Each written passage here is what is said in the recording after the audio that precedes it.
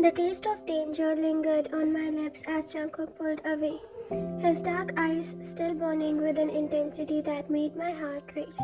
Behind us, the body of our attacker lay motionlessly, a stark reminder of the world we inhabited. A world where death was always just one wrong move away. We need to go, Jungkook said, his voice steady despite what had just transpired. His hand found mine, fingers intervening with a possessiveness that hadn't been there before. Namjoon here is waiting with the car. As we slipped through the shadows of Seoul's elite urban underbelly, I couldn't help but think about how quickly everything had changed. Just days ago, Jungkook and I had been dancing around feelings that had been building for years. Now we were in the middle of a war with our enemies closing in from all sides. The sleek black Bentley was waiting for us around the corner, engine humming quietly. Namjoon's sharp eyes assessed us as we slid into the back seat.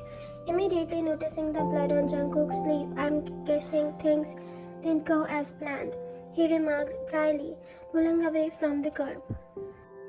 Jungkook's jaw tightened. We got what we needed. He turned to me. Tell him what you heard.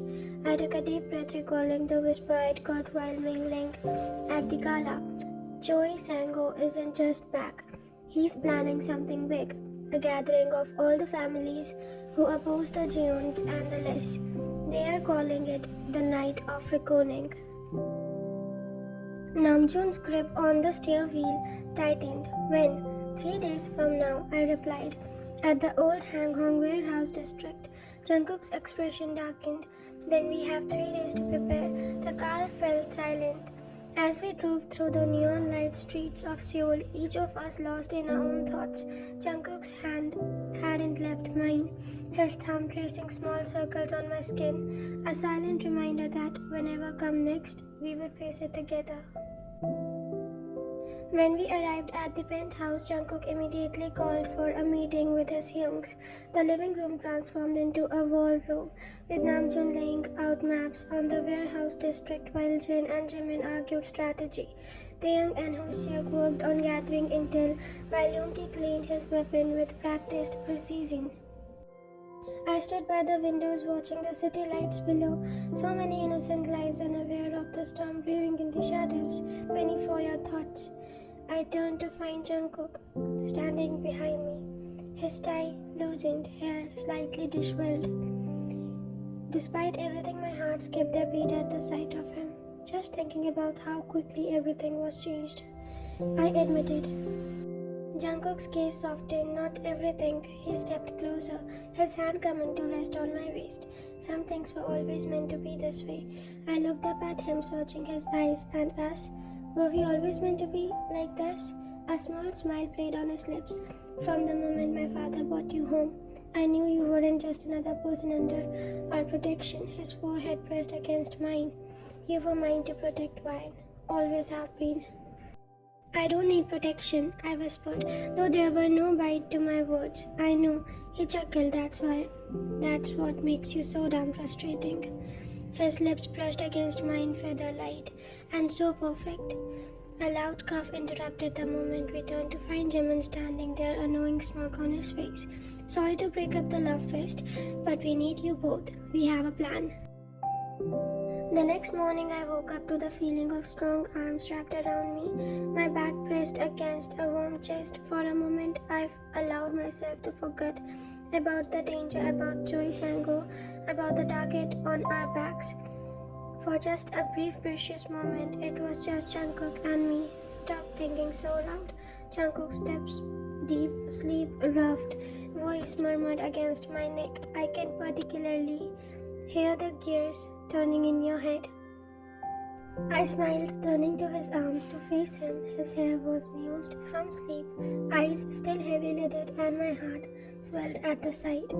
This was a side of Jungkook that few got to see, vulnerable, soft, completely unguarded. Hard not to think when there's much at stake. I replied, my fingers tracing the lines on his face. Jungkook caught my hand, pressing a kiss on my palm. All the more reason to cherish these moments. His lips found mine, gentle at first, then growing more insistent. My hands led up to his bare chest, feeling the steady beat of his heart beneath my fingertips. Jungkook groaned, flipping us over so I was beneath him. His weight a comforting pressure wine. He breathed against my skin, trailing kisses down my neck. You have no idea how long I wanted this, wanted you.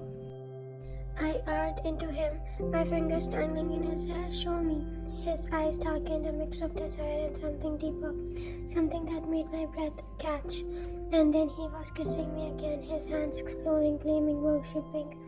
In that moment, nothing else excited but us, two people who had found each other against all odds, two souls bound by fate and choice. Later, as we lay tangled in the sheets, Jungkook fingertips traced lazy patterns on my bare shoulder. When this is over, he said quietly, when Sango and his Elise are dealt with, I want everyone to know. I looked up at him, confused. Know what? His gaze was intense, unwavering. That you're mine. That we are together. No more hiding, no more pretending. We are just childhood friends or family, Elise. He sat up slightly. His expression was serious. I want to make a statement, fine.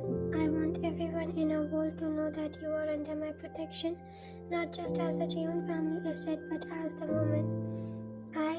He hesitated, his voice dropping to almost a whisper. As the woman I love. My heart stuttered. Jungkook. I'm going to host a party, he continued, a new determination in his voice. After we deal with Sango, a gathering of all the families, and I'll announce it there. I sat up, the sheets pulling around my waist. You know what that would mean, right? The target on my back would only get bigger. Jungkook's jaw clenched. Let them try. His hand cupped my face. Anyone who even thinks about hurting you will have to go through me first. And I think we both know how that would be ending. Before I could respond, his phone rang. Jungkook sighed, reaching for it on the nightstand. I expressed immediately, shifted as he answered. All traces of softness replaced by cold calculations will be right there, he said before hanging up. He turned to me, his eyes dark. That was Namjoon. They found one of Sango's men. It's time to get some answers. The basement of the Jeon estate was a place few ever saw and few had ever left. Cool, sterilized, and designed for one purpose, extraction information. The man strapped to the chair in the center of the room was bloodied but defiant, glaring at us as we entered. Jungkook's demeanor had completely changed. Gone was the gentle lover from this morning, replaced by the hire to a criminal empire, cold, calculated, and dangerous. Let's try this again, Jungkook said, circling the man. What is Sango planning? The man spat blood onto the floor. Go to hell. Jungkook didn't react. Instead, he glanced at Yoongi, who nodded and stepped forward, a wicked-looking knife in his hand. You know, Yoongi drawled, there were a lot of bones in a human hand. 27, to be exact. He pressed the tip of the knife against the man's knuckle, and I know exactly how to break each one without you passing out from the pain. I stayed in the shadows watching. This was a part of our world I had been trained for but rarely participated in. Jungkook had always kept me away from more brutal aspects of the family business, not because he thought I couldn't handle it, but because he wanted to preserve whatever innocence I had left within me. But today was different. Today I needed to be here. Wait, I said, stepping forward. All eyes turned to me, including the prisoners. I approached slowly, kneeling in front of the man. Do you know who I am? He sneered. Jeon's little pet. I smiled, cold and calculated. Wrong.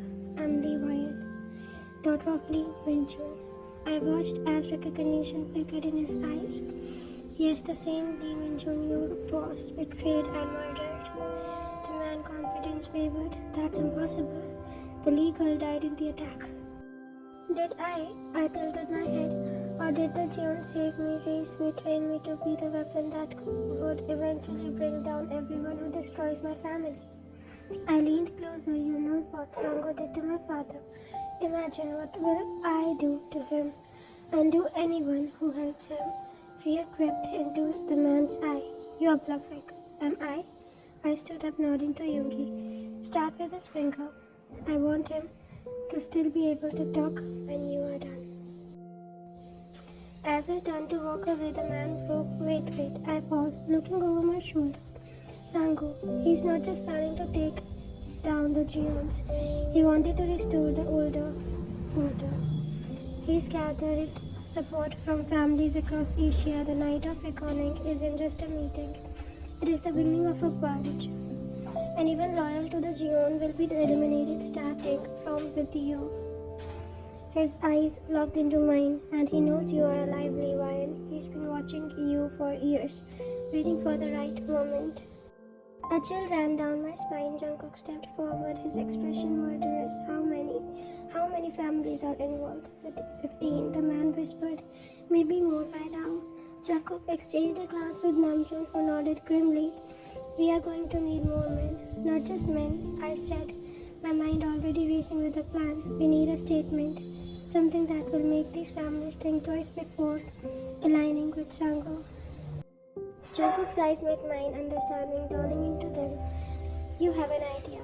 It wasn't a question, but I nodded anyway. Yes, but you are not going to like it. My plan was simple but dangerous. Instead of waiting for the night of reckoning, we would crash it. Not with guns blazing, but with a strategic show of force that would make our enemies reconsider their allegiances. It's too risky, Jungkook argued as we laid out the details of the war room. Sango will have security everywhere. That's the point, I countered. We walk in like we own the place. Show them we are not afraid of psychological warfare. Jin nodded slowly. I could work, and it could work effectively. If we make a big enough impression, some of these smaller families might reconsider their loyalties. Jungkook paced the room, tension radiating from him. And what if it doesn't work out? What if they just decide to kill us on the spot? Then we go with the plan B, Yoongi said calmly, patting the gun at his tip. After hours of debate, the plan was set. We would attend the gathering, make our presence known, and offer the families a choice. Stand with the Jeons or fall with Jungkook. As the others left to make preparations, Jungkook pulled me aside, a grip of my arm tight. I don't like this, man. You are putting yourself directly in Sango's line of fire. I placed my hand over his. I have been in this line of fire since the day he killed my father. The only difference now is that I am fighting back. Jungkook's jaw worked as he fought an internal battle. Finally, he sighed. If we are doing this, we do it my way. You don't leave my side, not for a second. I nodded, knowing this was one battle I wouldn't win. Deal. His expression softened slightly, and after this is over, after we deal with Sango, we have that party. We make it official. His thumb brushed over my bottom lip. I want everyone to know that you're mine, and I'm yours. My heart swelled. That sounds like a promise. It is, he murmured, leaning down to seal it with a kiss. The night of reckoning arrived faster than any of us had anticipated. The warehouse district was transformed, sleek cars lining the once abundant street, armed guards at every entrance. Jungkook and I arrived in his black Maserati, dressed to kill, him in a tailored black suit that emphasized his broad shoulder, me in a crimson dress that hugged every curve, a slit running high up to my thigh, concealing a dark hair. Ready? Jungkook asked, his hand finding mine as we approached the main entrance. I squeezed his finger. Always. The guards recognized Jungkook immediately, their eyes widening in shock. Before they could react, Namjoon and Yoongi appeared behind the guns, pressed discreetly against their backs. We expected, Jungkook and coolly. Reluctantly, the guards stepped aside. As we entered, all conversations ceased. 15 crying families, the most powerful in Asia, all staring at us in stunned silence. And at the head of the table stood Choi Sang-ho, older than in the photos, his hair now streaked with grey, but his eyes still cold and calculating. Jeon Jungkook, he said. His voice was carrying across the room. This is unexpected. Jungkook smiled, a predator showing his teeth. It is, I thought. This was a gathering of the families, and the Jeons are nothing if not family-oriented. His arm slid around my waist, a possessive gesture that didn't go unnoticed. Isn't that right, Sango? Sango's eyes narrowed as they landed on me. Recognition flickered in his eyes. You brought a ghost to my party, Jeon. Not a ghost, I replied, stepping forward, but someone you failed to kill. A murmur rippled through the crowd. Sango's expression darkened. Lee Wyan, I should have known Jeon Renew would have saved you. His lips curled into a cruel smile. Your father would be disappointed to see you clinging to a Jeon. My father would be proud to see me standing against a man who betrayed him. I shot back. Sango chuckled. Bold words from a girl who've been hiding for years. He turned to address the room. This is what the great Jeon family has came to, relying on a dead man's daughter for protection. Not for protection, Jungkook injected. His voice cold, for justice, and to deliver a message. He looked around the room, meeting each family's head gaze. I know why you are all here. Sango had promised you a piece of the Jeon Empire once we are out of the picture. But ask yourself this, if he betrayed his closest ally, Lee Min-jo, what makes you think he won't betray you too? Uncertainty crept into some of the faces around the room. Sango slammed his fist on the table. Enough. You are outnumbered, Jeon. Doesn't it? Jungkook raised an eyebrow. Tell me, how many men did you station outside? 20, 30. A slow smile spread across his face. They are already neutralized. My men have surrounded this building. The word from me. And no one of you leave alive. It is a bluff, calculated risk. In reality, we had only bought the 6 Hyungs and a small team of our most trusted men, but Sango didn't know that. You are lying, Sango snarled. Jungkook shrugged. Call my bluff. See what happens. He addressed the room again. I'm not here to start a war. I'm here to prevent one. Stand with Sango and you choosing the losing side. Stand with the Jeons and your families will prosper under our protection. A tense silence fell over the room. Then slowly one of the older family heads stood. The Kim family stand with the Jeons, he decided and declared. Others followed, some out of loyalty, others out of fear. Within minutes, Sango's alliance was crumbling before our eyes. Furry contorted Sango's future. You fools, he's manipulating you. No, Sango, I stepped forward. You are the fool. You thought you could use my father's death to gain power, but all you did was create your own downfall. I looked around the room. The Lee and Jeon families were once most powerful alliance in Asia. That alliance continues through us. I glanced at Jungkook, who nodded. Wine isn't just under the Jeon family's protection. Jungkook announced, his voice carrying across the room. She's my chosen partner, my equal. Anyone who moves against her moves against me personally. Gasps and whispers filled the room. This was more than just a statement of protection. It was a declaration of intent. A clear message that I wasn't just a ward of the Jeon family, but would one day stand beside Jungkook as his partner in every sense. Sango's face contorted with rage. You think this changes anything? You think announcing your life romance will save you? His hand moved towards his jacket and I tensed, knowing that was coming. Jungkook, I shouted just as Sango pulled out a gun. Time seemed to slow down as the weapon raised, aimed directly at Jungkook's heart. Without thinking, I moved, pushing Jungkook aside. Just as the shot rang out, pain exploded in my shoulder, hot and sharp. I staggered back, vaguely aware of Jungkook's roar of fury, of jaws erupting around us. Through blurred vision, I saw Jungkook tackle Songo to the ground, his fist connecting with the older man's face with brutal force. Guards rushed in, guns drawn, but it was too late. Jungkook had Songo pinned, a knife pressed against his throat. Jungkook, stop! Namjoon's voice cut through the chaos. Not here, not like this. Jungkook hesitated, his eyes wild with rage. Then his gaze found mine, and something shifted in his expression. Slowly he released Sango, standing up as guards secured the man. You're right, Jungkook said, his voice deadly calm. Not here. He turned to the room. Let this be a lesson to all of you. Cross the Geons and your fate will be worse than death. His eyes narrowed at Sango. We'll deal with you properly at home. As Namjoon and Yoongi dragged Sango away, Jungkook rushed to my side.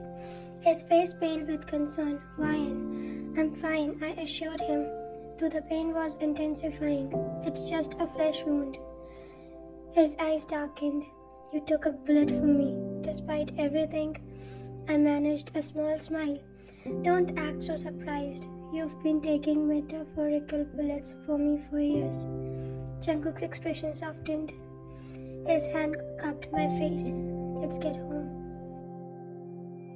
The weeks that followed were a blur of recovery and retribution. Sango's confession, extracted through means I chose not to dwell on, revealed the full extent of his betrayal. He had orchestrated my father's downfall out of jealousy and greed, manipulating events to position himself as the new power in the criminal underworld. Justice was swift and merciless. By the time the Geons were done with him, Choi Sango was nothing but a footnote in history, a cautionary tale whispered in the shadows of our world. My shoulder healed slowly, leaving a scar, a permanent reminder of how close we had came to losing everything. Jungkook fussed over me endlessly, barely leaving my side during my recovery. It was a new side of him, tender, attentive, almost vulnerable in his concern.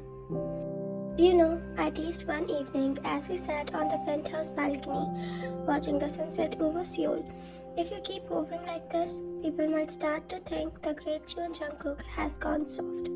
He snorted, his fingers gently tracing the outline of my scar through the thin fabric of my shirt. Let them think what they want. I nearly lost you. But you didn't, I reminded him, turning to face him. And now Sango is gone. We won. Jungkook's expression turned thoughtful. Did we? Or is this just the beginning? I knew what he meant. In our world, there was never truly peace. Only temporary truces, alliances formed and broken like waves on a short shore. But for now, we had earned a respite, and Jungkook intended to make the most of it. The party, he said suddenly. I still want to do it. I raised an eyebrow. A celebration of Sango's demise? No. Jungkook shook his head. A celebration of us. A formal announcement of our relationship. I meant what I said that night, Ryan. I want everyone to know that you are mine and I am yours. My heart swelled. Are you sure? Once you make that announcement, there's no going back. His eyes hit mine, intense and unwavering. I've never been more sure of anything in my life. And so, 3 weeks later, the Jeon estate was transformed for what would become the most talked about event in Seoul elite circle. Every family that mattered was invited, allies and former enemies alike.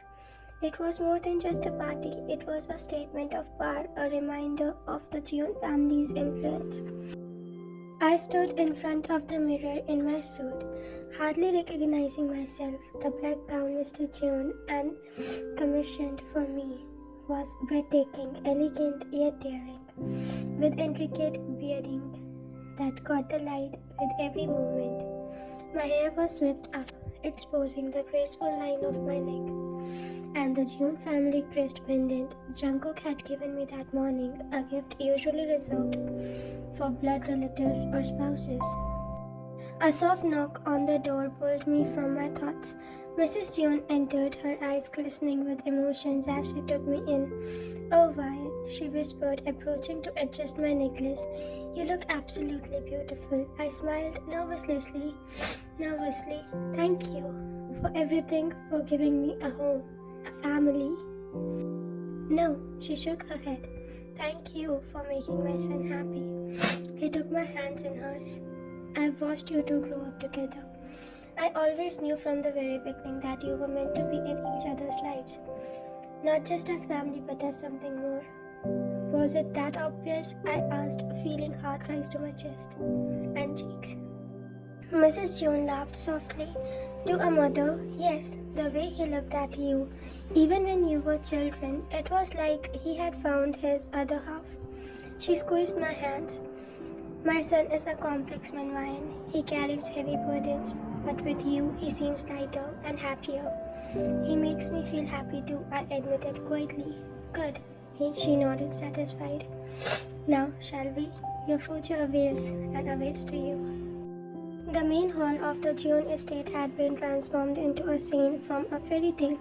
Crystal chandeliers casting a warm glow over the gathered crowd, flowers adorning every surface, champagne flowing freely. As Mrs. June and I descended the grand staircase, a hush fell over the room. My eyes immediately found Jungkook standing at the bottom of the stairs. He was dressed in a perfectly tailored tuxedo. His dark hair styled away with his face, emphasizing his strong feature, but it was his expression that took my breath away. Pure awe, as if he were seeing something precious and rare. When I reached him, he took my hand, bringing it to his lips. You're breathtaking, he murmured, his eyes never leaving mine. You clean up pretty well yourself, I teased, trying to calm my racing heart. Jungkook grinned, tucking my hand into his crook of his arm as he led me through the crowd. Everywhere we went, conversations paused, eyes following us, some curious, some envious, some calculated.